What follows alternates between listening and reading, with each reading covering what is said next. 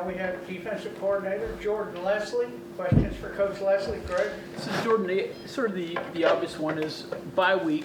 How did you guys utilize it? Neil talked about self-scouting, look at things you do well, things you don't, try to maybe do a little schematical, personnel difference. So how'd you use the bye week in that regard? Yeah, I mean, I think it's anytime it comes around that 4 or 5 game mark, that's a good point to self-evaluate a lot of things. And a lot of things, and I said this at the beginning, you find out,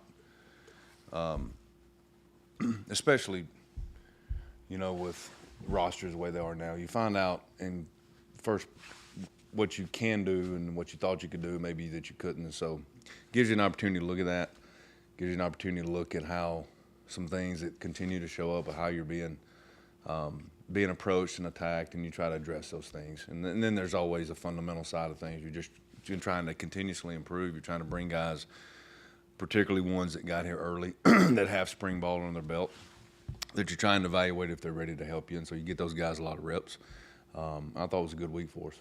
You found a couple guys that you sort of ID that could help you a little bit? Yeah, I mean, I think so. I mean, I think two that and one's already helping some special teams, but I think there's two that can step in different roles and help us, and it's Jacob Boyce and Zay Jennings. I think up front, a couple guys that had good weeks. I mean, Elijah Kinsler is a guy that at some point will have to help us in a role. And Mekhi Byerson may be one of those guys. Nate Gabriel has taken a big step and has helped us. Had a freshman mistake in the game 2 weeks ago. And that's going to happen. But those are guys that can really help us. With Sonny, obviously he's got a unique path to football and to college. When you guys were recruiting him, what did you see? Was it all potential? What were you viewing when you saw him? It started with a phone call from his high school coach, who I'd had that area going back to even before we got here. So I knew the guy, and the guy called me during COVID, which couldn't see anybody. And he said, "I'm telling you, I got this kid who's I think it has a lot of potential," so on and so forth. And he goes, he was a sophomore, and he was 5'9", 185, 90 pounds. He goes, it just comes out for football. And he goes, you see this kid, he definitely doesn't look like that. And fast forward, me and Shadon both are in Atlanta. It's Collins Hill, North Gwinnett, which is Georgia 7A, really, really good level of football. And I asked him about the kid before the game, and he says, well, he's leading the state of Georgia in sacks. Had 19, I think, at the time. And I watched him, and nobody really knew about him at that point. So he had a sack and a half that night, one right in front of us. And everybody's there watching. I think he's at Ohio State, KT McDonald kid, nose guard at North Gwinnett. I think that's where he's at. But everybody's there watching him, and we see that kid. And luckily he signed early. I don't know if it goes into February, the word gets out. So, that's something that you got to kind of you hope works out in your favor, and it did for us. When you were watching a player like that is still kind of raw, has a lot more development, that he can go through and improve on, you can't take too many guys like that, I guess. So is there a differentiator when you're saying, wow, this guy has these couple of attributes and that's the one I'm going to pull the trigger on? I think it's a couple of factors there. I think is number one, how high do you think the ceiling is? And then number two, is it a schematic fit for you? And then three is probably depth. Like, do we have the time? If he's a developmental guy, do we have that time at that position? And with him, we did. That was right at the end of Dante's career. So, we thought we did. But can he do what? Even though he has a high ceiling as an athlete, or maybe just a pass rusher, where's his body going to go? And so does that fit what you're trying to do schematically? And so Asante checked all those boxes, and I think his best football is definitely ahead of it. How much does it surprise you sometimes at how much he's kind of acclimated with such a short window he's been a football player?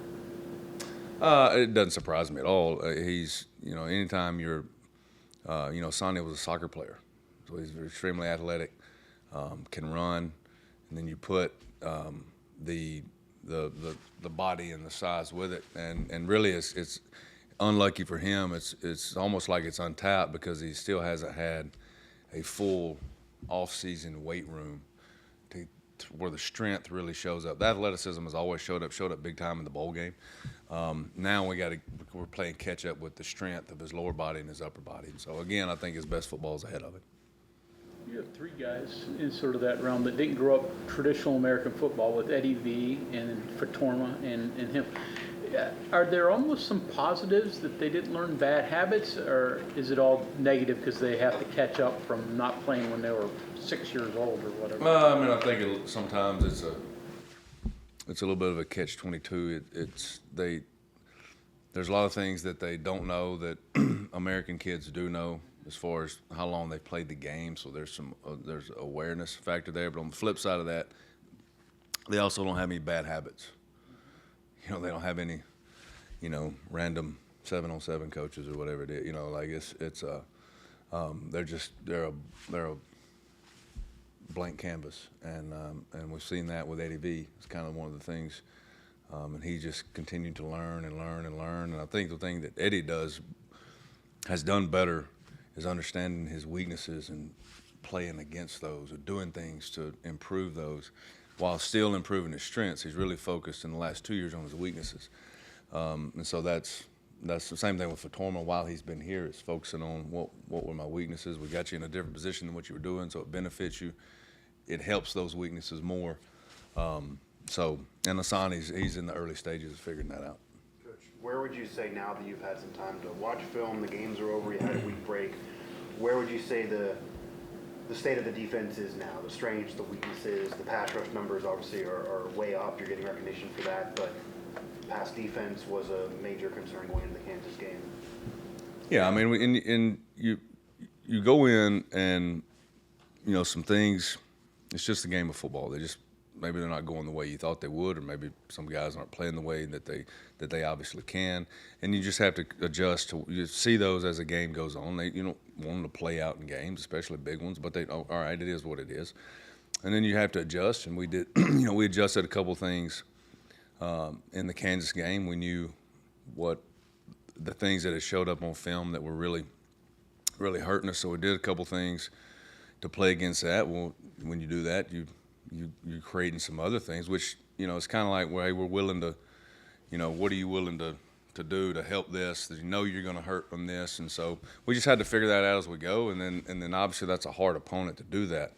And if you watch, those guys do a phenomenal job, and they stress you they start in one thing, shift, trade motion to another thing, and they do it to everybody. And they create some issues. And those are things that you're just going back and forth the whole game to try to adjust to it. And I knew what we were giving up to be able to help with what was our weakness before. So now we got to try to marry them together and continue to improve.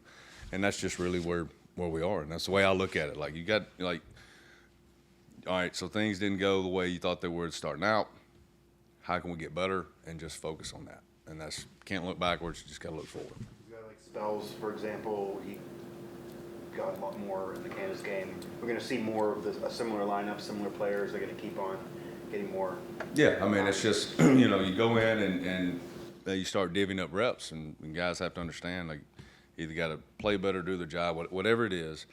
And then as the season goes, you start to kind of lean toward the hot hand. And we'll see going forward who that is. Is it Gordon, RPO game, quick passes, explosives, or that in order what you got to worry about with him? Oh, yeah. Yeah, I mean, and that's, and I don't, watched a lot, obviously, in the off week. And I know there's some questions around, why with, they're not, he hasn't had those statistics that, like, I put zero stock into that. I've seen that kid at his best. He's an elite player. And it was about this time last year where they figured out ways to get him going. So I don't really put a whole lot of stock into that. But there's, the RPOs off of that are obviously something you have to know. getting down there to stop him, you know, and obviously you've seen a ton of shot plays. I mean, they had 490 yards of offense against Kansas State. You know, it's not like they're not gaining, you know, they're not making plays. They are. So extremely explosive. You know, they've given up 1 sack and then the whole season for a reason. And the ball's coming out. So, but those are things, and that's a good order you put it in. That's pretty much what it is. Always seems like, too, that they have a second receiver. Obviously, Presley's the guy, but Stripley was the big guy against Kansas State. How do you balance those two? How do you have to focus on 2 different guys there? You got to figure it out. You know, you got to figure it out. And so, you know, you just, again, it's a lot like the Kansas game. It's like, hey, what, you know, how do you continue to improve your weaknesses, trying to get your strengths in the places that you need them, and then you just go from there, knowing that I mean, they've got good players.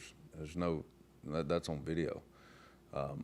So you just have to, again, you just play it, trying to play the chess match on where and when and what and who and what you're willing to sacrifice to do that. What do you think, looking back a little bit and all these big performance, especially in the fourth quarter last year, what do you think kind of broke down for you guys to allow him to go for 141 in a quarter? And then do you feel like you're better suited to not allow that to happen again? I've watched that game a lot, and it's tough because with 9 minutes to go in the game, there's a way more good than bad up to that point. You know, I think one thing, we made a huge special teams mistake that we really kind of forced us a little bit. Probably got into a 4-minute defense type situation before we really needed to, and that caused us to really kind of have to gamble there. And in hindsight, maybe we did, maybe we didn't. But you know, if we make a tackle there on the screen on Presley, it goes from 3rd and 4 to 3rd and 8. They kick a field goal. They've already missed one. It's 20-20, I think, at that point. And you know, and then you go to the next drive. They score a touchdown on that play, and then the next drive, I think there's 7 and some change left. It's 27-27. We had 30 yards in penalties in one play, and then that again that forces that next touchdown forces us to have to gamble way more than we wanted to up to that point, as far as the pressure we were sending or having to send to try to get the ball back. So that was, you know, and again, those are great until one person goes 1 yard this way, or you know, all those, everybody's like pressure.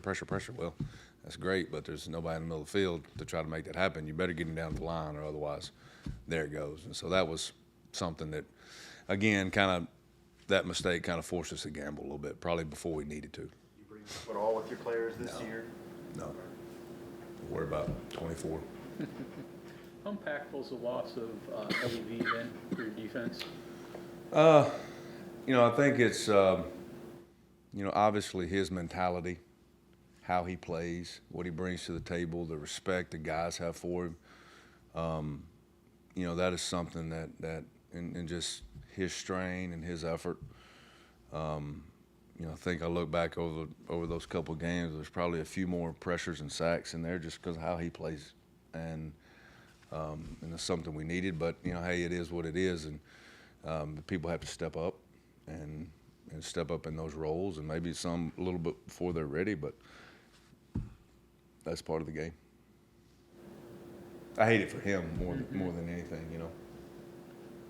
Have you guys had conversations about future? You know, he could redshirt. Do you have that, or is that something that's further down the line? That's a little further down the line, you know. You're like, depending on him and what he wants to do, but that's something we'll talk about when it's time to talk about it. Okay, thank you, Coach.